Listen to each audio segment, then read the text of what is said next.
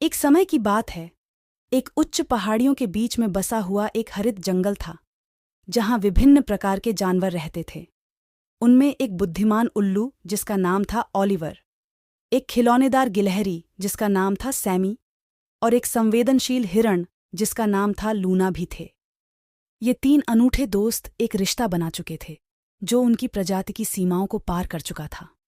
एक ठंडी शरद ऋतु के सुबह, जब पत्तियां हवा में नाच रही थीं और जंगल छोटे और बड़े जानवरों की बकबक से जीवंत हो गया था, तब ओलिवर, सैमी और लूना उनके पसंदीदा मिलने के स्थान पर एकत्रित हुए। एक बड़े ओक के पेड़ के नीचे, जो जंगल के मध्य में स्थित था। जैसे ही वे शाखाओं के नीचे बैठे, कहानियों और हंसी का माहौल छाया।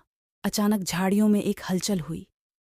बाहर एक डरपोक खरगोश रोजी निकली, जिसकी फर पतला हो गया था और आंखें डर से बड़ी हो गई थीं।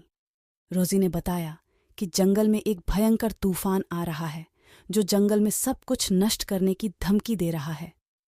जानवर चिंतित आंखों से एक दूसरे को देखने लगे कि क्या करें, लेकिन ओलिवर अपने वर्षों की बुद्धिमत्ता के साथ सुझाव दिया कि वे तूफान के साथ कैसे निपटें।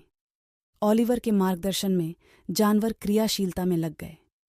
सैमी पेड़ के ऊपर चढ़ गया, खजूरें और बेर इकट्ठा करते हुए, जो उन्हें तूफान के माध्यम से जीवित रख सकते थे। लूना ने अपनी शानदार गति का उपयोग किया और छोटे जानवरों को सुरक्षा के लिए गाइड किया, जबकि ओलिवर ने तूफान के गतिमान को पहले ही अनुमानित कर लिया। जब बारिश की पहली बूंदें गिरने लगीं, तो जानवर ओक के पेड़ के नीचे एकत्र हो गए, अपने दोस्तों और अपने घर की सुरक्षा के लिए संगठित होकर। हवा चिल्लाई और गरजने लगी, लेकिन इस बीच उनकी मित्रता अडिग रही। घंटों बीते और आखिरकार तूफान कम होने लगा।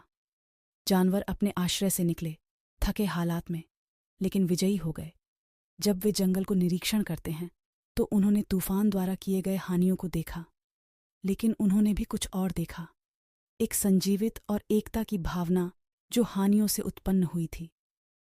उस दिन के बाद जंगल के जानवर सिर्फ पड़ोसियों नहीं बने, वरन एक परिवार बन गए, जो उनके साझा अनुभवों और उनके अडिग मित्रता द्वारा बांधे गए थे।